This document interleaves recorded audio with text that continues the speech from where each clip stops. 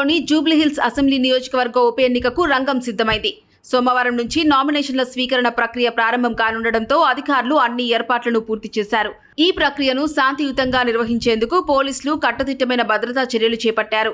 నామినేషన్ల కేంద్రంగా ఉన్న షేక్పేట్ తహసీల్దార్ కార్యాలయం పరిసరాల్లో 144 సెక్షన్ విధిస్తున్నట్టు ప్రకటించారు. ఎన్నికల కార్యాలయం వద్దకు వాహనాలను పూర్తిగా నిషేధించారు. నామినేషన్ దాఖలు చేసే అభ్యర్థితో పాటు కేవలం 4 మాత్రమే కార్యాలయంలోకి అనుమతించనున్నారు. తహసీల్దార్ కార్యాలయానికి వెళ్లే 18 మార్గాల్లో ప్రత్యేకంగా చెక్పోస్టులు ఏర్పాటు చేసి నిఘా పెంచారు. నామినేషన్లు వేయడానికి 10 రోజుల సమయం ఉండడంతో అభ్యర్థులు మంచి ముహూర్తం కోసం ఎదురు చూస్తున్నారు. పశ్చిమ మండల డీసీపీ సిహెచ్ శ్రీనివాస్ నేతృత్వంలో ఈ బందోబస్తును పర్యవేక్షిస్తున్నారు. అడిషనల్ డీసీపీ, 2 ఏసీపీలు, 5 సీఐలు, 9 మంది ఎస్ఐలతో పాటు 59 మంది సిబ్బంది బలగాలు ఎన్నికల విధుల్లో పాల్గొంటున్నాయి. నామినేషన్ల ప్రక్రియ ముగిసే వరకు ఈ భద్రతా వలయం కొనసాగుతుందని అధికారులు స్పష్టం చేశారు.